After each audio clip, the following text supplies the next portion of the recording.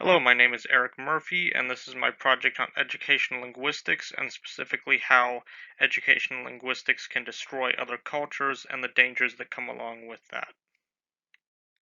The issue at hand is quite complex. Language plays a large role in education and government influence. Government influence on language results in huge ramifications on those within their jurisdiction. This linguistic influence has been described as synoptic legibility. Scholars coin the term in relation to the change of official languages. Language obviously plays a huge role in what we learn, how we learn, who we interact with, and how we interact in society, along with much more. In 2000, data from the US Census showed a 39% increase in Hispanic populations from just 10 years prior. Many counties became majority Spanish speaking. English education is an increasingly controversial topic. Native Americans were guaranteed native language education. However, their school systems lag far behind the rest of the nation. A similar case is developed for millions of Spanish speakers here. The question remains as to whether U.S. education should require English assimilation. Um, Specifically, all of this relates back to a Supreme Court case, and it's yet to be seen whether people can link Native American languages in education to Spanish education. Here's a map I made specifically showing this from the US Census data at the time. Counties labeled in orange are ones that are majority Hispanic speaking and were at that time. Now, there have been more that have gained Spanish speakers over the last 20 years, and it'll be interesting to see how this map changes when the 2020 census data is released. Specifically, states like California, Arizona, New Mexico, Colorado, Texas, Florida already had large Spanish speaking Hispanic populations at that time, but there are also counties in Kansas, Washington, and even more states that are quickly becoming Spanish speaking majorities. An additional example is that more than 97% of French speakers in Canada reside in Quebec, New Brunswick, and rural Ontario. French has long been a controversial part of Canadian education discussions just due to the price of new institutions for areas with little to no native French speakers. For example, Toronto's planned French only university brought about a large political feud. Ontario already maintains three bilingual universities. Many French speakers are bilingual, but some maintain a desire not to assimilate under English. Specifically, the university in Toronto was subject to cancellation, but it remains in limbo as of today. Again, here's a map to show this. Areas labeled in blue are determined as French-speaking majorities, and this comes from 2006 census data from Canada.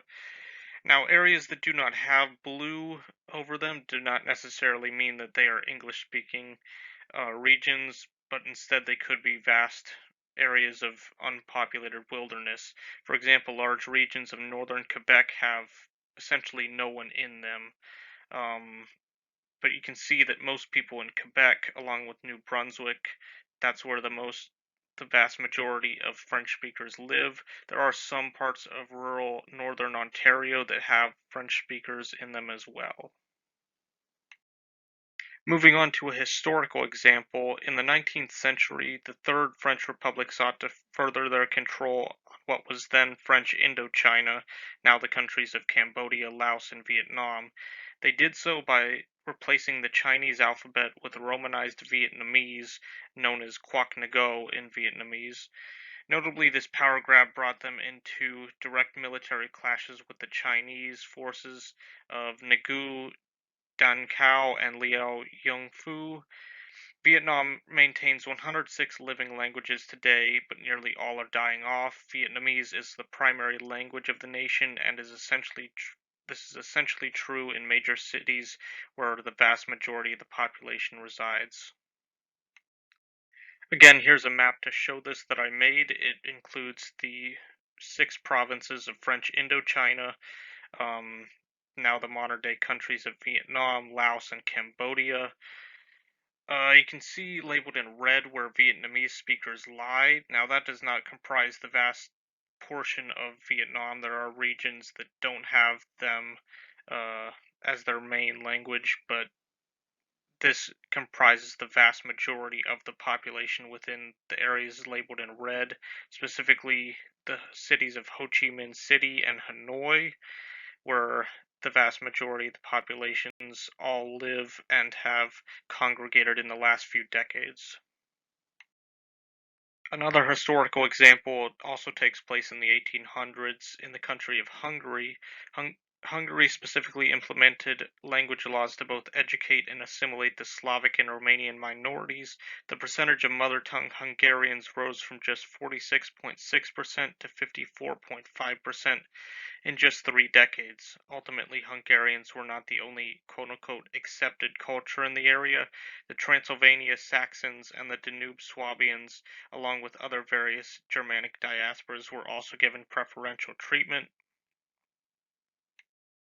Here you can see the fourth and final map that I made. Specifically, the black outline shows what was then Hungary, a much larger nation than it is today, and areas labeled in green are ones that had Hungarian majorities at the time. You can see that there are mostly lie in the country of Hungary today, but there are certainly some Hungarians that lived in modern day Serbia, Romania, Ukraine, Slovakia, um, and even beyond then. But there were certainly many Croatians, Serbs, Romanians, Ukrainians, Slovaks, and Germans at the time as well.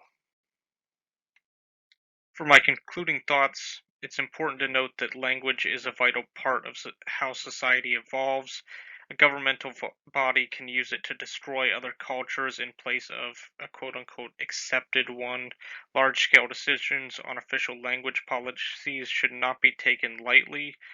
Hungary and Vietnam can and should be used as historical reference points for language policies. Said policies are especially important in both the United States and Canada. It'll be difficult to say how Spanish speaking majority counties will change their education in the decades to come within the United States. They may take a pathway similar to that of Canada, which has a bilingual society, or they'll favor English assimilation.